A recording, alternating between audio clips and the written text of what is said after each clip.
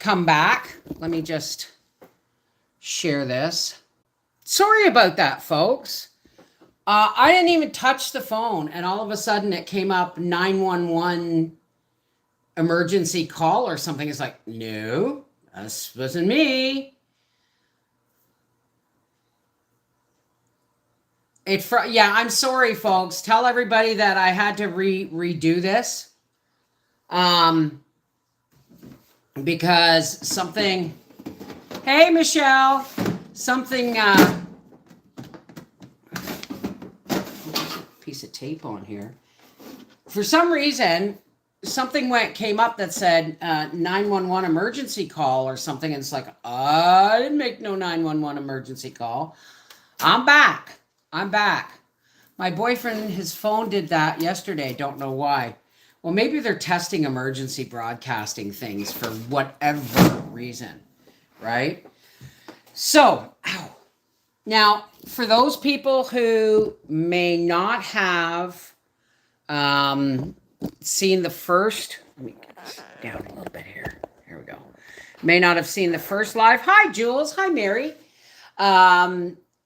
Deborah Ramirez and Rochelle Pinkle or Pinkul, Pinkul, you are the first and second prize winners of the 4 Jars party over a week ago. And hi, Kathy. And you guys have not claimed your prizes. It's one of the reasons I call them parties and not giveaways. For the simple reason is you get a whole bunch of people who enter giveaways and then never follow up. You see, I don't email people when they win a prize in the party, right? I don't email people. You have to look at the draw and see if your name is called, right? That's the only legitimate way I can avoid people getting scammed by somebody else wanting their stuff. So you have to watch the draw.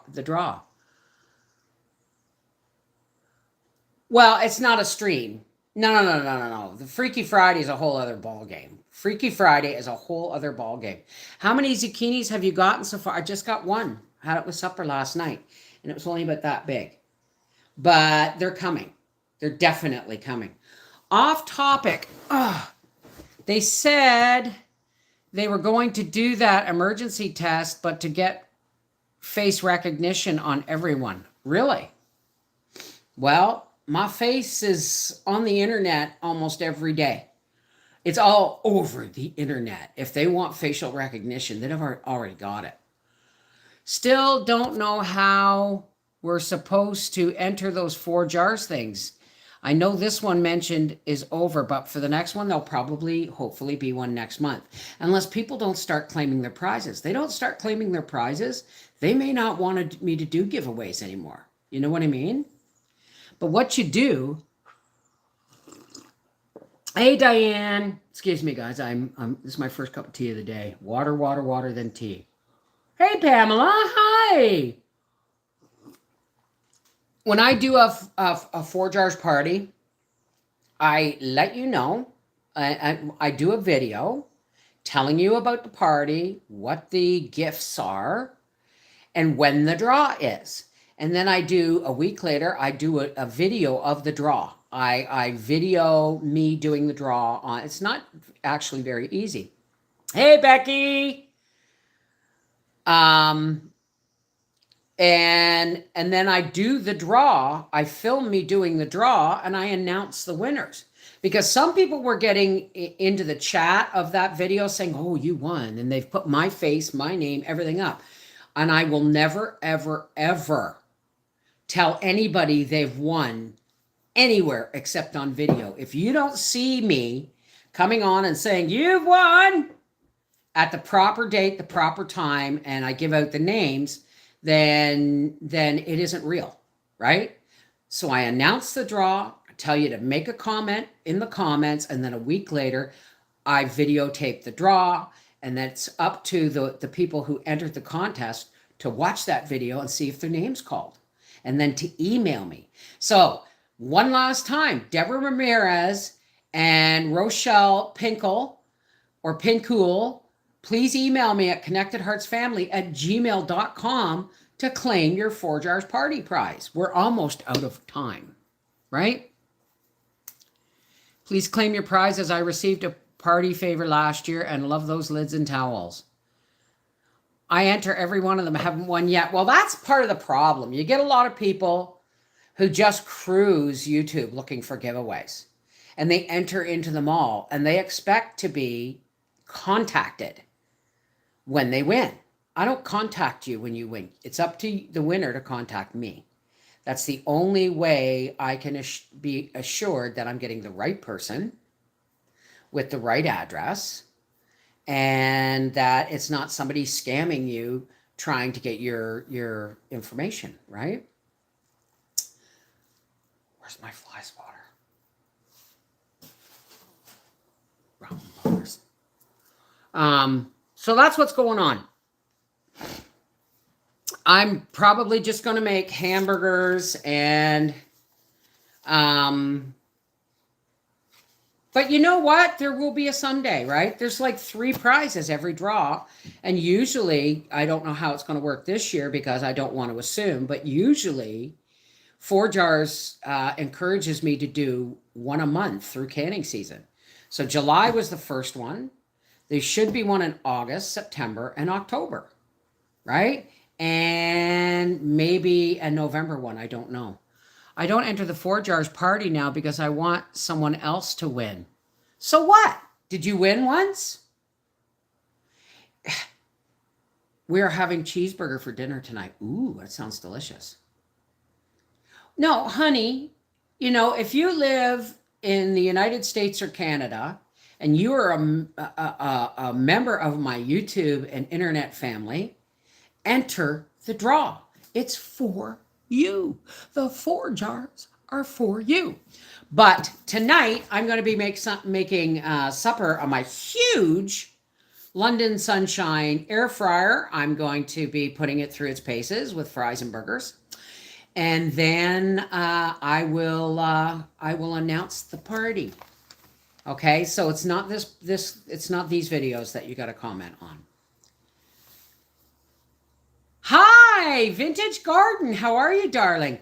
My garden's doing beautiful. I went out yesterday and I picked 1 zucchini.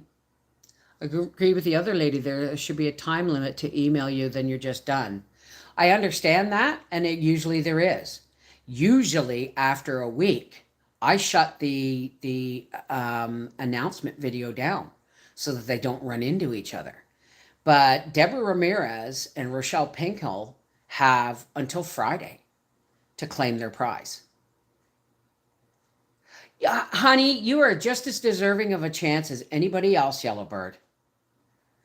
Always waiting to be picked. Hi, Shiloh. How are you? So, do you remember my one garden video where I got Howie to put the lattice at the edge of the box for my watermelon to climb on? Well, I'll tell you, it got hot in the sun and it just kind of fell off the box and drooped over its form.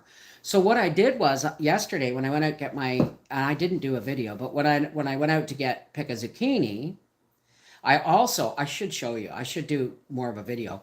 I pulled the lattice up over the edge of the box for the watermelon, and then I went through a hole in each side of the lattice with cane and staked it to the box. I don't know why I didn't think of that sooner, but I have 3 beautiful sugar baby watermelon plants, and I'm just hoping they're just going to go nuts.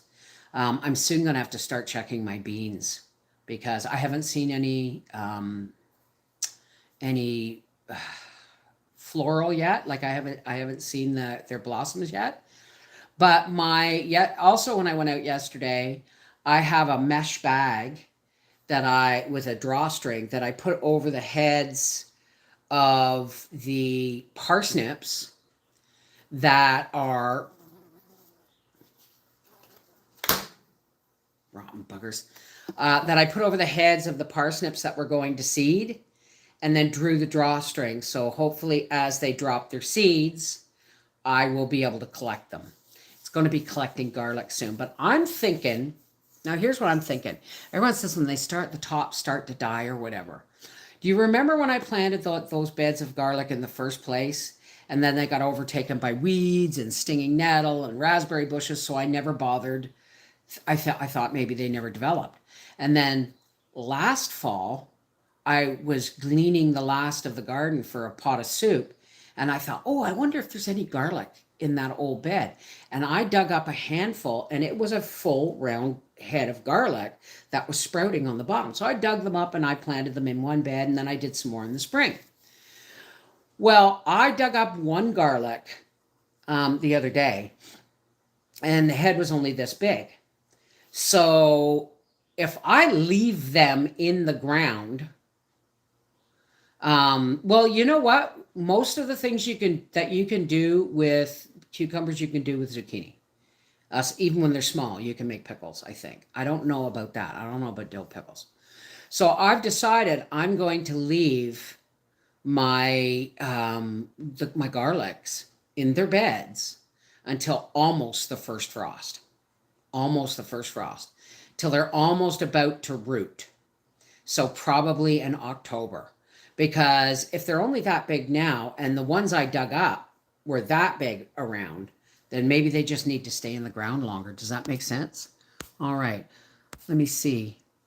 I don't enter draws for things I can afford to buy for myself and let someone else who needs it win. But I will join this and future draws now because our finances are so much tighter than they have been. The whole point is, whether you need it or not, it's a free gift in the draw. And whether you can afford it or not, it's for you. The draw is for you people. Okay? I already got one free. My cucumbers aren't okay. Hey, Yoshi, how are you, Steph? Looking forward to the air fryer video. My last air fryer bit the dust, and I'm on the lookout for another one. Well, there you go. Hi, Cheryl from Long Island. So, if you can make relish with your zucchini, you can make bread and butter. You can make relish with zucchini and young zucchini. I prefer younger zucchini, and I'm glad to hear it, Steph. You can make relish with green tomatoes and zucchini, or both. You can make bread and butter pickles with green tomatoes and zucchini, right? And of course, then there's the freezing of the zucchini. It's going to be very, very busy. Very, very busy as the zucchini start coming on. But we're going to be eating a lot of them too. I wonder if you can do zucchini in this thing. Can you do like breaded zucchini pieces in this, or fried green tomatoes, potatoes and chips, meat and poultry, snacks and sides. Cake? I'm about to call 911 and have him evaluated at the hospital. What? My husband is having chest pain since... Hospital! Now! Call 911, get an ambulance. Don't mess with that shit. Even if it's heartburn, don't mess with that shit. If there's in any way, shape, or form you think your husband may be having heart issues, call 911. Okay, honey? Please.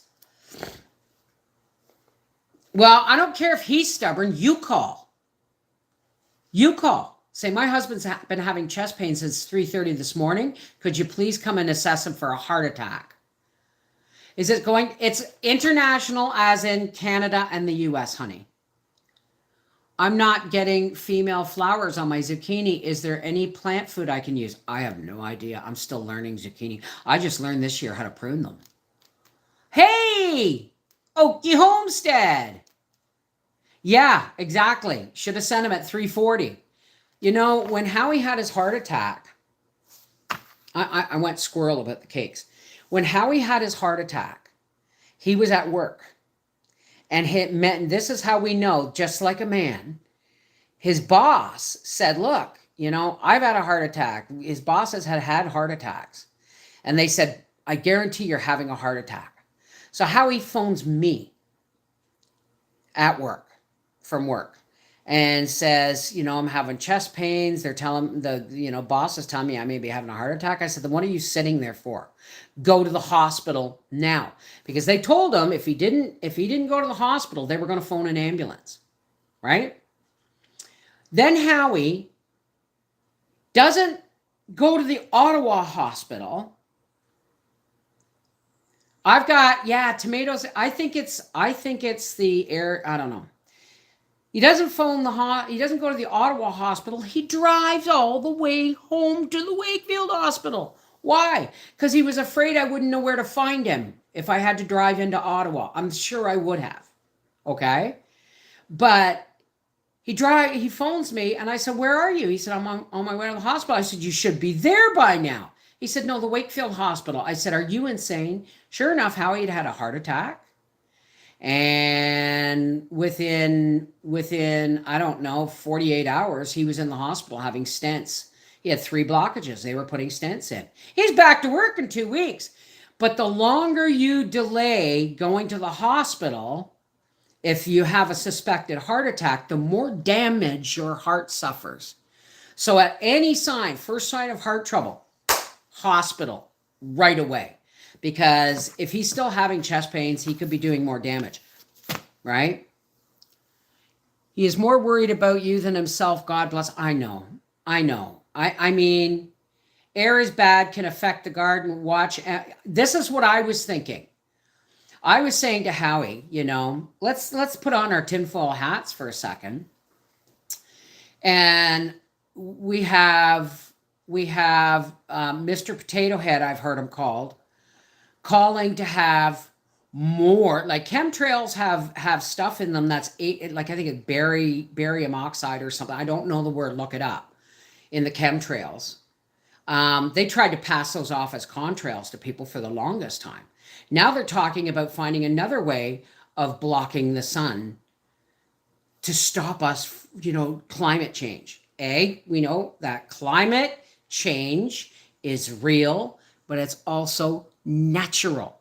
There is no climate crisis. The only climate crisis that's happening is being created by the government. Fires and chemtrails and all that crap. But I thought about this when Howie was our last power station. He put the solar panels out and it was sunny, but the sun was hazy because of the smoke, right? Hi, Missouri Belle. Because of the smoke and the solar panels weren't getting enough sunlight, right? And this is why I'm thinking my tomatoes. I always just cut down my tomatoes when they reach my tomato plants. When they reach above the top of the cage, I cut them off. So I went and I broke them all off because they're really tall, and they're really tall again. These things are like, this tall. And I said to Howie, I wonder if it's been the air quality that they're not getting enough sun through the haze and through the chemtrails. You know what I mean? I don't know where the smoke's coming from because I don't know about anybody else, but we've had nothing but rain, rain, rain, rain. If they were serious, they would make examples of themselves and show us how to conserve instead of teaching everyone. They don't want people. Put me in the ER a week ago. I don't understand where all the smoke's coming from. I have a niece in British Columbia, and she keeps posting pictures on Facebook, and the air quality is beautiful. I'm outside. We only had 2 days of poor air quality. Of course, California has wildfires now. Okay, well, California's turning into the next great desert, isn't it? Said it's hindering plant growth this year. He did a video about it. M.I. Gardner, you mean? So I'm thinking my tomatoes are growing so tall because it's like when you start seedlings in your house. If you don't have the lights at the proper height, they will stretch to try and get to the sunshine, right? So that's what I'm thinking. All my plants are leggy because they're reaching for the sun. And there's also the fact, if the air quality is poor, how do you stun bees into submission when you want to empty their hives? You use smoke. So They've been blocking out the sunshine with chemtrails and smoke, because you can't convince me that those fires are all naturally done. Okay, there's people being charged with arson as we speak, right? They're looking for, they're going to charge people with arson. So we got chemtrails. Then we got poor air quality, right? And what was the third one? Okay, so this is what poor quality and chemtrails are doing. It's messing with our gardens and it's messing with our solar panels. Tell me that's not curious, right? They don't want, the one person says, oh, well, they should teach us how to conserve. No, they're doing all of this to stop us being self-sufficient. Never let a good crisis go to waste. Ooh, forest fires. Well, wait a second. Canada and US are covered in trees. So, and trees eat carbon dioxide and give off oxygen. And then a fire hits in a couple of places in Canada. And I think somebody goes, ooh, never let a good crisis go to waste. Boom, boom, boom, boom, boom. Fires are popping up all over the place. There's a lot of fires, a lot of places too. There was just a cargo ship, I think in New Jersey, that was on fire. See? Train derailments. This is what I'm going to make a list here. Train derailments. Food manufacturers and packing plants. Derailing and going up in smoke. Now cargo ships and forests. This is not natural happening, folks. All right? Now, what I want to say about the climate is it's being interfered with to push the agenda that we all need to be electric, which is absolute horse crap. Absolute horse crap. The climate has been changing, always changes. It's the natural order of things. The only unnatural thing is to try and stop climate change. We've had ice ages and we have the province-wide ban on all fires here in BC. Well, I ain't giving up my wood stove either. I know. They're poisoning the soil so they can get us away from it and into the 15-minute cities. But I'm not going to say any more, because you know what'll happen, right? We know, and of course we can't handle everything being electric. Electric prices in Ontario are insane. It's one of the reasons we live in Quebec, right? The grid half the time can't handle a hot day because everybody turns their air conditioner on and there's blackouts, right?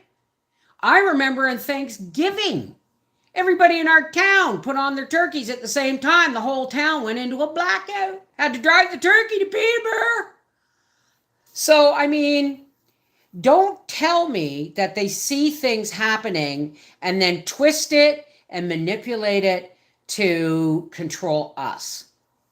Call me a conspiracy theorist, but most people these days, since I've been around here long enough, are calling me Mrs. Spoiler Alert. So, you know what?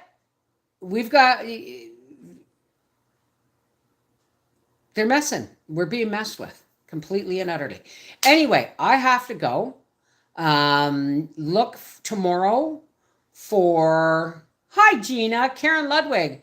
That sounds about right. There's a lady that's channel is called like Squirrel something, and she reported about the trains and the fires are all connected to mess with our gardens and our water off grid. Well, see, we've talked about moving. Because this house is a lot for us. But we've talked about moving, and how he said, we'll buy a piece of land maybe in Texas and put a double wide on it. I said, I have several, Squirrel Tribe. I think I saw her. Hey, Jules. I said, these are my requirements if you ever want to move me. All right. I need a snow sturdy roof. I need a garden, a dug well, and a swimming pool. Anything else is just fluff on the furniture, right? You could put me in a double wide with no basement. I don't care. I can't use a basement anyway. A 3-bedroom double wide, I'd have an office, wouldn't I? Well, yeah, of course, a wood stove. Of course. Thank you. I forgot about that. I'm actually going to try and save up. I looked at this one wood stove that's made in Canada. It's really beautiful. Has a small oven, but big enough I could put, bread in and stuff. And I reached out to them. You follow Squirrel Tribe, Angie? You can have all those things, plant a garden year round. Papa Gator, where you at? Do you think I'd fit in Louisiana? But yeah, I know. We don't even get that cold very often. It's going to be a cold winter this year. You watch. Or a lot of, get away from me, you fly. So what I think I'm going to do is I reached out to them and they said, oh no, we don't need your channel. We have a much bigger channel that we work with. And it's like, okay, well, I may just start a savings campaign, like set up a savings account and start saving for it, because the stove I want a Pioneer Princess. They're like $7,000. But the Canadian one has a smaller oven and a glass door in the wood box, and they're Canadian certified. Hey Mary, I love you too. I don't love flies though, eh? So I may start like I did for the big KitchenAid. It was like $1,100 for that big KitchenAid. And so I might start a savings account and start putting away some money between here and the new year, but do not have a house in Texas without a large center of the home fireplace. Hi, Stacy. You didn't miss anything. You can watch the replay. So I want to get a wood burning cook stove, because my thing is now, like, I can cook on this, but I can't like bake on this. I can't make anything. It's like a big slow cooker because it's an airtight. We had these walls painted this years ago. I want to go gray now because it's, but this color is actually coming back. That's how long I've had this paint. But what's the point of having a wood stove and heating your house, your upstairs with wood? Hi, Garnett, with wood, and not being able to cook on it, right? It's like giving me a power station without the solar panels. You're not getting the full benefit of the product. Your Canadian WS is Napoleon. Really? Woodcock wood stove is on my wish list. I'd like a Pioneer Princess, but I would make do with this other one because it's only $4,200. So they said, oh, but we'll give you these rubber boots. And we'll give you these rubber boots and a pair to give away. And I said, I can't wear boots. I have mobility issues. Anyway, I'm going to let you go. And I'm going to go check my email and do all that stuff. And then tonight I'm going to wash this. And tonight I'm going to make hamburgers and French fries in the air fryer, and we'll give it its first test. And yes, folks, you'll probably see me doing more air fryers. I'm looking at this air fryer now like a fast crock pot almost. You know what I mean? Crock pots for all day. And I didn't do a video on last night's supper because my company was here and I just wanted to visit because I had to go live at 8. And so I only had a couple of hours with them. Anyway, this is Mrs. Wolfe from our half-acre homestead. Large cast iron Dutch oven. And if you've got like a crane, like it's like a long sturdy hook that swings out and you put your Dutch oven in there and you put it over the fire. But I'd like one before winter, right? I'd like one before winter. And I keep saying this, but I'm going to say it now. Take care. God bless. I love you guys. And look for tomorrow's London Sunshine Air Fryer Party. Take care. God bless.